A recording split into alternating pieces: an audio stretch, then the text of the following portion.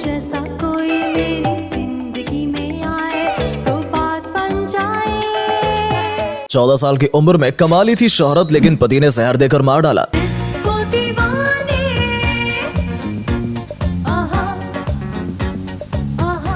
वो एक ऐसी कलाकारा थी जिन्होंने भारत और पाकिस्तान की म्यूजिक इंडस्ट्री का नक्शा बदल डाला था। उन्होंने सिर्फ 15 साल की उम्र में संगीत जगत में ऐसा रिकॉर्ड बनाया जो आज भी कायम है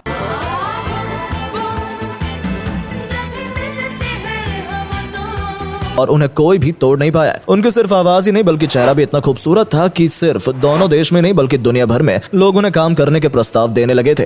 लेकिन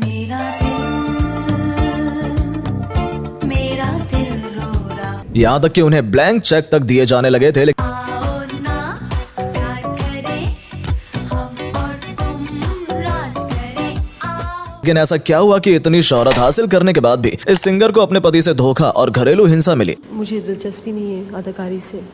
कोई दिलचस्पी नहीं है। नहीं, बिल्कुल नहीं। ये ज़रूर है कि मुझे अपनी एजुकेशन से बहुत लगाव है। ऐसा क्या हुआ कि सिर्फ 35 साल की उम्र में ही इन्होंने इस दुनिया को अलविदा कह दिया। हम बात कर रहे हैं 80 और 90 के दशक की मशहूर गायिका नाजिया हसन के बारे में। आज की पीढ़ी भले ही इन्हें नाम से न जानती हो, धुंधली रात के दुखिया साए धुंधली। लेकिन उस समय के संगीत जगत में इन्होंने तहलका मचा दिया था। आवाज इतनी जुदा कि दूसरे सभी गीतकारों को पीछे छोड़ दिया। अंदाज इतना अलग कि हर कोई इसे अपने गाने गवाना चाहता था। जैसा कोई मेरी जिंदगी में आए तो बात बन जाए। पूरी दुनिया में नाजिया के गाने गूंज रहे थे और पूरी दुनिया उनकी आवाज की दीवानी हो चुकी थी। नाजिया की आवाज ही नहीं बल्कि उनकी पर्सनैलिटी भी बेहद खूबसूरत थी कि लोग उनके दीवाने हो चुके थे। नाजिया का जन्म 3 अप्रैल 1965 को कराची पाकिस्तान में हुआ था। ये पाकिस्तान के नामचीन बिजनेसमैन की बेटी थी। शुरुआती पढ़ाई कराची में और फिर लंदन में हुई। नाजिया की माँ मुनीजा और हिंदी फिल्मों की जानी मानी अभिनेत्री जीनत अमान अच्छी दोस्त थी। एक दिन जब जीनत नाजिया के पिता के लंदन स्थित घर में पहुंची तो उनकी नजर गिटार पर पड़ी और उन्होंने पूछा कि ये कौन बजाता है। नाजिया की माँ ने कहा कि मेरे दोनों बच्चे म्यूजिक में दिलचस्पी रखते हैं। नाजिया उस वक्त घर पर ही थी। उन्होंने जीनत को एक गाना भी सुनाया जो कि सभी को काफी पसंद आया। एक दिन बाद ही जीनत ने मुनीजा को फोन करके कहा कि इंडिया में फिरोज खान एक फिल्म बना रहे हैं और उन्हें उसके लिए एक अलग आवाज की जरूरत है। मुझे लगता है नाजिया की आवाज उन्हें पसंद आएगी। पहले तो मुनीजा ने मना कर दिया क्योंकि मुस्लिम परिवार की लड़कियों को इतना खुला माहौल देना ठीक नहीं समझा जाता था, लेकिन अपने पति को मनाने के बाद उन्होंने इस काम के लिए हाँ कर दिया। जीनत ने मुनीजा और नाजिया की मुलाकात फिरोज खान से करवाई। इस फिल्म के गानों और स्कोर के लिए वैसे तो कल्याण जी आनंद जी म्यूजिक दे रहे थे, लेकिन कुछ गानों के लिए उन्होंने लंदन के एक भारतीय मूल के संगीतकार से बात की थी। 15 साल की नाजिया की आवाज से प्रभावित होकर फिरोज खान ने उन्हें अपनी फिल्म कुर्बानी में एक गाना गाने का मौका दिया और ये गाना था आप जैसा कोई मेरी जिंदगी में आए, जो कि 1980 में रिलीज हुआ था। जैसा कोई मेरी जिंदगी में आए तो बात बन जाए। ये गाना आते ही सुपरहिट हो गया। इस गाने की रिकॉर्डिंग लंदन में की गई थी, जहां नाजिया स्कूल से हाफ डे लेकर स्कूल ड्रेस में ही रिकॉर्डिंग करने जाती थी। तन्हा दिल ना संभलेगा प्यार बिना यूं भटकेगा आप सा कहाँ। गाना सुपर डुपर हिट हो गया और राज कपूर का कॉल नाजिया की मां के पास आया कि इस बार का बेस्ट फिल्म फेयर सिंगिंग का अवार्ड नाजिया को दिया जाएगा। ऐसा इतिहास में पहली बार हुआ था जब किसी 15 साल की बच्ची को बेस्ट सिंगिंग का फिल्म फेयर अवार्ड दिया जा रहा हो और ये रिकॉर्ड बन गया। यहाँ तक कि किसी पाकिस्तानी को उससे पहले ना ही उसके बाद कोई फिल्म फेयर अवार्ड दिया गया। पहले गाने के बाद ही नाजिया सेलिब्रिटी बन गई थी। इसके बाद उनका म्यूजिक एल्बम डिस्को दीवाने आया। ये एल्बम भारत और पाकिस्तान का बेस्ट एवर एल्बम बन गया। इसको दीवाने आहा आहा। सिर्फ इंडिया और पाकिस्तान में नहीं बल्कि पूरी दुनिया में ये एल्बम सुपर हिट रहा। बेहतरीन सिंगर होने के साथ साथ नाजिया बेहद सुंदर भी थी और उनके पॉपुलर होने के बाद हर फिल्म मेकर उनको अपनी फिल्म में साइन करना चाहता था। कहते हैं कि फिल्मों के प्रोड्यूसर उन्हें ब्लैंक चेक दे दिया करते थे, लेकिन नाजिया मना कर दिया करती थी। उनका गाना डिस्को दीवाने इतना फेमस हुआ कि जब एक बार वो कोलकाता आई तो उन्हें सिर्फ देखने के लिए 1 लाख लोग जमा हो गए थे। इसके बाद उनकी एक और एल्बम आई बूम बूम, जिसके ऊपर बाद में बॉलीवुड फिल्म स्टार भी बनाई गई।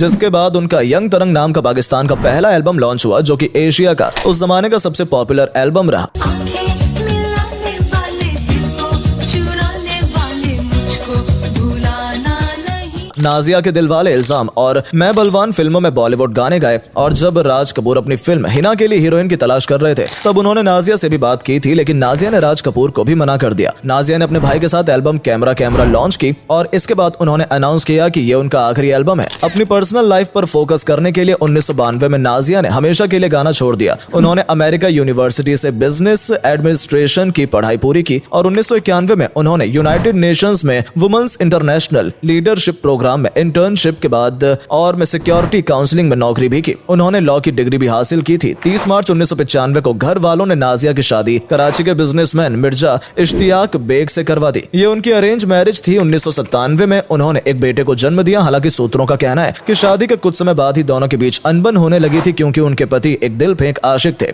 Pleasure meeting you. You look prettier. You look smarter. You look younger. And what is the secret of Botox, darling. कहते हैं उनका एक पाकिस्तानी एक्ट्रेस के साथ अफेयर था। जैसे ही ये बात नाजिया को पता चली तो उनके झगड़े और बढ़ गए और उनके पति उनके साथ मारपीट करने लगे। नाजिया को बाद में पता चला कि उनसे पहले भी इश्तियाक की 2 शादियां हो चुकी थी और ये बात उनके घर वालों से छुपाई गई थी। 21 जून 2000 को नाजिया ने पाकिस्तान के एक पेपर में इंटरव्यू दिया, जिसमें उन्होंने पहली बार अपने साथ मारपीट होने का खुलकर बात की थी। उन्होंने बताया कि उनके पति मारपीट करके उन पर ये दबाव बनाते हैं कि मीडिया में ये बात बताई जाए कि वो अपनी शादी में बहुत खुश हैं, लेकिन ऐसा नहीं था। इसी बीच नाजिया गंभीर रूप से बीमार पड़ गई और उन्हें फेफड़ों का कैंसर डिटेक्ट हुआ। नाजिया को झटका तब लगा जब उनके पति ने उनके इलाज का खर्च उठाने से मना कर दिया। नाजिया भी कहती थी कि पति इश्तियाक के साथ रहने से बेहतर है वो मर जाए। अपने एक स्टेटमेंट में उन्होंने बताया था कि उनके पति ने उनकी बहन को भी बंदी बनाकर रखा था। सन 2000 में उन्होंने मुस्लिम एक्ट के चलते अपने पति से तलाक ले लिया और अपने माता पिता के साथ रहने लगे। इसके बाद उनका इलाज उनके माता पिता ने ही करवाया। लंदन में उनका इलाज हुआ, जहां उनकी 5 कीमोथेरेपी करवाई गई। उन्होंने ये भी बयान दिया कि उनके पति उन्हें धीमा जहर दे रहे थे और उसी की वजह से उनका शरीर धीरे धीरे खराब होता चला गया।